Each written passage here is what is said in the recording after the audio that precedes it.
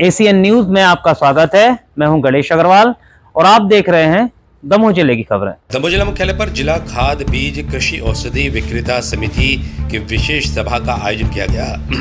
Hotel Gurukripa में यह कार्यक्रम आयोजित किया गया और कार्यक्रम के दौरान यहां पर खाद बीज औषधि विक्रेता संघ के जिलाध्यक्ष पद का मनोनयन किया गया, जिससे खाद बीज औषधि विक्रेता संघ की होने वाली समस्याओं का निराकरण हो सके। इस दौरान बड़ी संख्या में खाद बीज औषधि विक्रेता संघ के जिले भर से आए सदस्यों की मौजूदगी रही। एसीएन न्यूज के लिए रामेश शौलारिया की रिपोर्ट।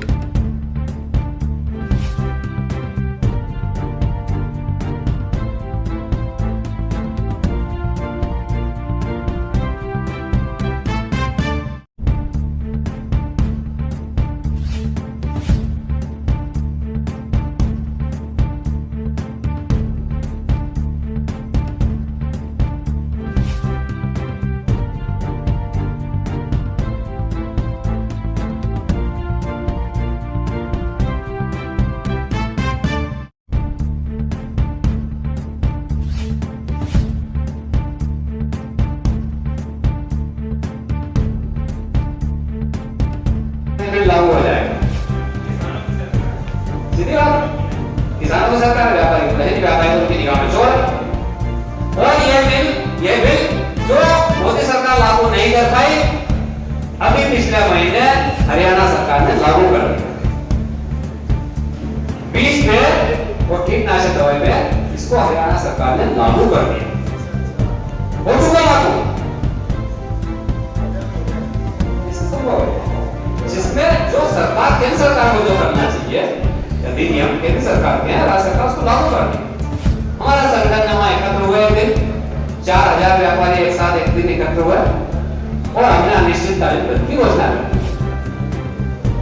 जैसे ही ये बात मुख्यमंत्री तक पहुंची, उसके दिन 15 दिन पहले तक हमने सब विधायकों को लेटर दिया हरियाणा में कि साहब इसको रुकवा वरना व्यापार नहीं होगा।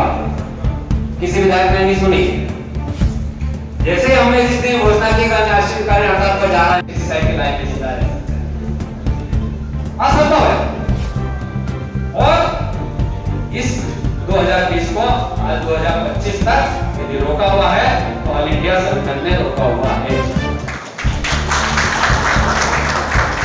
हर साल जब ये सत्र आता है, शीतकालीन सत्र हो, वर्षाकालीन सत्र हो, यह सत्र हो, उसमें वो आता है कि डिजाइन मैनेजमेंट एक्ट उसका पेश किया जाएगा। फिर हमारा थोड़ा प्रतिनिधिमंडल उठ के किसी, कभी ओम बिरला से मिलता है, कभी सांसद से मिलता है, कृषि मंत्री से मिलता है, कभी किससे मिलता है और उसको पुनः पेंटिंग में शुरुआत। कब तक हम शुरुआत पाएंगे हमें नहीं मालूम। यदि आपकी बात 400 साल हो गई होती तो ये भी लागू भी हो गया, ये भी मान लेना। आप आश्चर्य करेंगे, मेरा दावा है कि यदि लागू हो गया तो आप में से कोई भी व्यापारी कीटनाशक के व्यापार को नहीं करने वाला है। क्या क्या प्रावधान करने जा रही है मोदी सरकार, सुन लीजिए।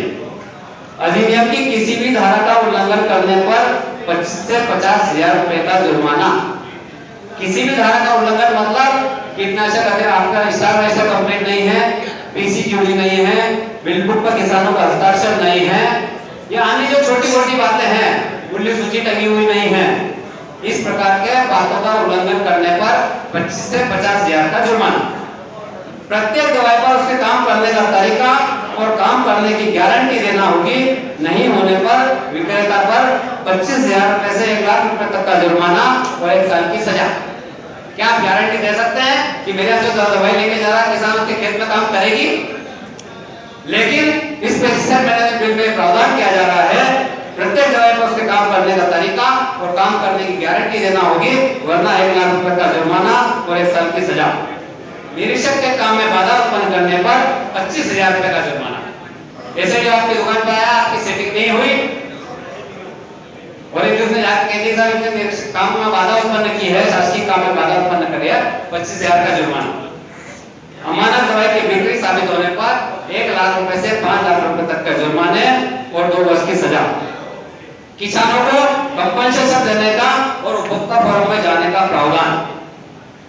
बिना सीआईबी का रजिस्ट्रेशन की माल की बिक्री करने पर 5 से 10 लाख रुपए का जुर्माना और 5 साल की सजा का प्रावधान। बिना सीआईबी रजिस्ट्रेशन का मतलब ये हुआ कि जो जैविक प्रोडक्ट हम आज की तारीख में जैविक के नाम पे बेच रहे हैं उन पे CIB का कोई रजिस्ट्रेशन नहीं है। दमोह जिला खाद बीज और कृषि औषधि विक्रेता संघ का आज अध्यक्ष सर्वसम्मति से नियुक्त किया गया हूँ।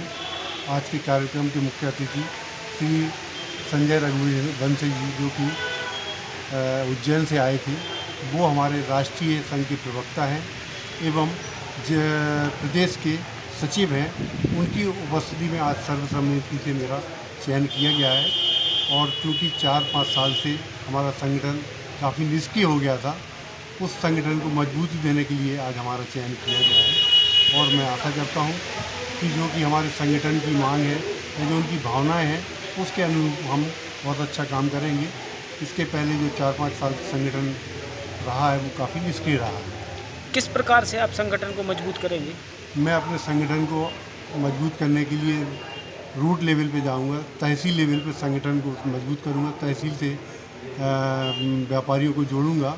उसके बाद उनकी जो भी परेशानियां हैं उनको कानूनी रूप से उनको क्या सहयोग किया जा सकता है, मैं अपने वरिष्ठ अधिकारियों से वरिष्ठ संगठन के मार्गदर्शन में उनका काम करूंगा और उनके जो भी शासकीय या अशासकीय जो भी परेशानियां हैं उनको दूर करने की कोशिश करेंगे। किसानों को भी कुछ लाभ रहेगा इससे किसानों को ये लाभ रहेगा कि किसान भी परेशान हैं, उन किसानों की उन्नति के लिए हम संगठन के माध्यम से कितना अच्छे से अच्छा कार्य कर सकते हैं हम वो करेंगे। और हमारा उद्देश्य भी उन्हीं के लिए है कि किसान को कितने अच्छे से अच्छे हम सहयोग करके उनकी उपज बढ़ाने में अधिक से अधिक सहयोग कर सकें, ये हमारा मूल मंत्र है। उसी के पीछे हम संगठन को संगठित करने की कोशिश कर रहे हैं कि उनको भी कोई दिक्कत ना जाए और अच्छी से अच्छी हम उनको सेवा प्रदान कर सकें।